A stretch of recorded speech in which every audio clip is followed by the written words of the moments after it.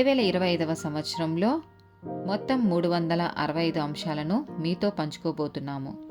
జనవరి 1వ తేదీ నుండి ప్రతిరోజు ఒక అంశము మరియు దానికి సంబంధించిన వాక్యమును పంచుకుంటాము. దయచేసి ఆ వాక్యములను వినండి, ధ్యానించండి మరియు ఆశీర్వదించబడండి.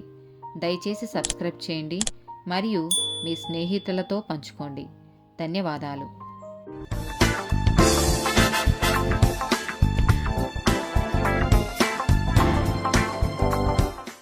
ప్రియమైన సహోదరి సహోదరులారా, 16th డే టాపిక్ క్రీస్తు విరోధి, యాంటీ క్రైస్ట్. మత్తయి సువార్త 24వ అధ్యాయము 5వ వచనం.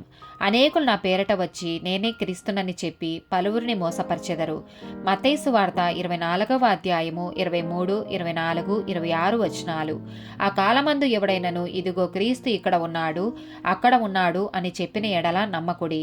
అబద్ధపు క్రీస్తులను, అబద్ధపు ప్రవక్తలను వచ్చి సాధ్యమైతే ఏర్పరచబడిన వారిని సహితము మోసపరచుటకై గొప్ప సూచక క్రియలను, మహత్య కార్యములను కనపరచెదరు. కాబట్టి ఎవరైనను ఇదిగో అరణ్యంలో ఉన్నాడని మీతో చెప్పినను వెళ్ళకుడి, ఇదిగో లోపలి గదిలో ఉన్నాడని చెప్పినను నమ్మకుడి. 2వ తెస్సలోనికులకు రాసిన పత్రిక 2వ అధ్యాయము 3 నుండి 12 వచనాలు. మొదట భ్రష్టత్వం సంభవించి నాశనపాత్రుడగు పాపపురుషుడు బయలుపడితేనే గాని ఆ దినము రాదు. ఏది దేవుడు అనబడునో, ఏది పూజింపబడునో దానినంతటినీ ఎదిరించుచు, దానికంతటికీ పైగా వాడు తన్ను తానే హెచ్చించుకొనుచు, తాను దేవుడనని తన్ను కనపరుచుకొనుచు దేవుని ఆలయంలో కూర్చుండును. గనుక ఏ విధమైనను ఎవడునూ మిమ్మును మోసపరచనీయకుడి. నేనింకను మీ యొద్ద ఉన్నప్పుడు ఈ సంగతులను మీతో చెప్పినది మీకు జ్ఞాపకము లేదా? కాగా వాడు తన సొంత కాలమందు బయలుపరచబడవలెనని వానిని అడ్డంగించినది ఏదో అది మీరెరుగుదురు.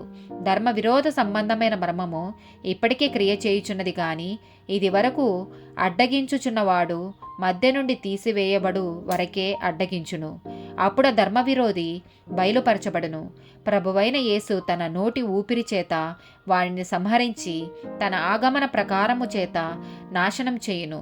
నశించుచున్నవారు తాము రక్షింపబడుటకై సత్య విషయమైన ప్రేమను అవలంబింపకపోయిరి గనుక వారి రాక అబద్ధ విషయమైన సమస్త బలముతోనూ, నానావిధములైన సూచక క్రియలతోనూ, మహత్య కార్యములతోనూ, దుర్నీతిని పుట్టించు సమస్త మోసముతోనూ నశించుచున్న వారిలో సాతాను కనపరచు బలమును అనుసరించియుండును.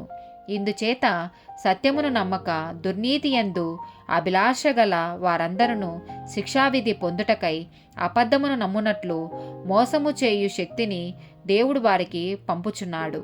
మొదటి యోహాను రాసిన పత్రిక 2వ అధ్యాయము 18, 22 వచనాలు. చిన్నపిల్లల్లారా, ఇది కడవరి గడియ. క్రీస్తు విరోధి వచ్చునని వింటిరి గదా. ఇప్పుడును అనేకులైన క్రీస్తు విరోధులు బయలుదేరియున్నారు.